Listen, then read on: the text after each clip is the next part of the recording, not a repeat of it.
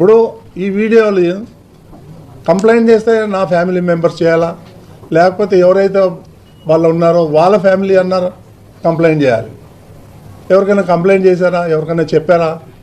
ఎవరైతే ఈయన అన్యోన్య బంధం అని అన్నాడో ఆవిడ చంద్రబాబు నాయుడు గారు తెలుగుదేశం పార్టీకి ఆవిడ పంపించిన లెటర్ నారా లోకేష్ గారికి కూడా పంపించింది.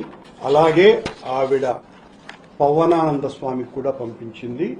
దానికి సంబంధించినటువంటి బిఆర్ నాయుడు నాకు 25 సంవత్సరాలుగా పరిచయస్తులు. ఆ పరిచయం కొన్ని ఏళ్ల తరువాత రిలేషన్షిప్ గా మారింది. ఈ ప్రయాణంలో నాయుడు గారి వలన సుఖం సంతోషం తోడు లేకపోగా అనేక అవమానాలు ఆర్థిక ఇబ్బందులు పడ్డాను. అరగంట కోసం నేను అనే విషయం నాకు అర్థమయ్యేసరికే ఏళ్లు పట్టింది. బిఆర్ నాయుడు ఒక భయంకరమైన ఉమనైజర్, వావి వరస లేనటువంటి వ్యక్తి. అతనితో ఏ పని ఉంది అని అంటే పడుకోకుండా చెయ్యను అని మొహం మీదే చెప్తాడు.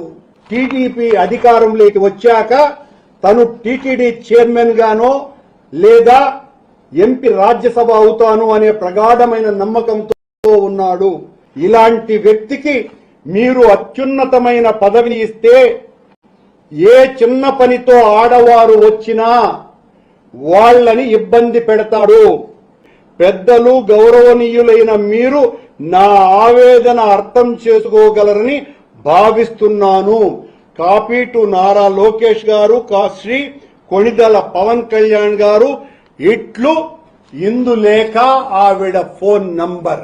బిఆర్ నాయుడు, ఇప్పుడు చెప్పు నీ కథ.